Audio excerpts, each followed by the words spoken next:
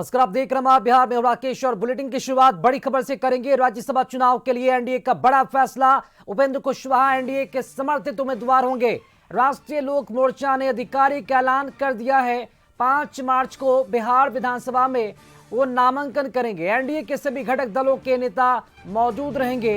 NDA के शीर्ष नेतृत्व की सहमति से ये बड़ा फैसला हुआ है। तो देखिए ये बड़ी खबर। इसके पहले नितिन नवीन और शिवेश कुमार राम का नाम सामने आया था और अब एक और बड़ा फैसला राज्यसभा चुनाव के लिए एनडीए ने लिया है। उपेंद्र कुशवाहा एनडीए के समर्थित उम्मीदवार होंगे। अधिक जानकारी दे रहे विशेष संवाददाता संजय। संजय, एनडीए ने एक और बड़ा फैसला लिया है। राज्यसभा चुनाव के लिए उपेंद्र कुशवाहा का नाम आगे किया गया है। क्या पूरी जानकारी मिल पा रही है? देखिए, बिल्कुल अब ये तय हो गया कि एनडीए 5 सीटों पर अपनी उम्मीदवारी पेश करेगी और उपेंद्र कुशवाहा को एनडीए उम्मीदवार बनाए जाने के कई राजनीतिक मायने भी लगाए जा रहे हैं। राष्ट्रीय लोक मोर्चा को सीट देकर एनडीए ने सहयोगी दलों को सम्मान और हिस्सेदारी का संकेत दिया है।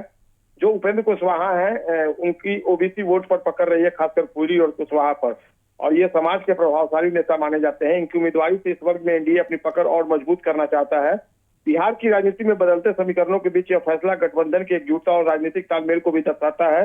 राज्यसभा के माध्यम से एक बार फिर से उपेंद्र कुशवाहा को राष्ट्रीय स्तर पर सक्रिय भूमिका देने की तैयारी मानी जा रही है और विपक्ष को एक संदेश देने की भी कोशिश है एनडीए की तरफ से कि महागठबंधन के खिलाफ एनडीए संगठित है और उसकी रणनीति आगामी चुनावों को लेकर एक बड़ा संकेत है। ये कुल मिलाकर यह फैसला केवल एक राज्यसभा सीट से जुड़कर नहीं देखा जाना चाहिए, बल्कि बिहार की जातीय और गठबंधन राजनीति को साधने की रणनीतिक चाल भी माना जा रहा है। तो निश्चित तौर पर उपेंद्र कुशवाहा अब एनडीए के उम्मीदवार होंगे, 5वें उम्मीदवार होंगे। चूंकि बीजेपी ने 2 उम्मीदवारों की घोषणा कर दी है और जदयू की तरफ से भी 2 उम्मीदवार सामने आएंगे।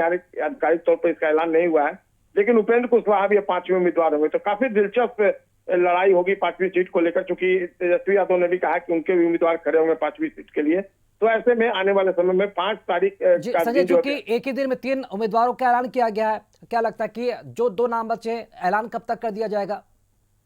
देखिए, अब बीजेपी और राष्ट्रीय लोक मोर्चा की तरफ से एनडीए ने अपने उम्मीदवारों की घोषणा कर दी है। अब जदयू की बारी और देखना होगा आज शाम तक घोषणा हो जाती है या कल तक घोषणा होती है, क्योंकि 5 मार्च आखिरी तारीख है नामांकन की। तो ऐसे में उम्मीद जताई जा रही है कि आज या कल तक वो जदयू भी जो है अपने उम्मीदवारों की घोषणा कर देगा और काफी दिलचस्प नामों की घोषणा जो होगी वो काफी दिलचस्प होगी, क्योंकि तमाम तरह के कयास लगाए जा रहे हैं कि मुख्यमंत्री नीतीश कुमार के पुत्र निशांत भी राज्यसभा जा सकते हैं।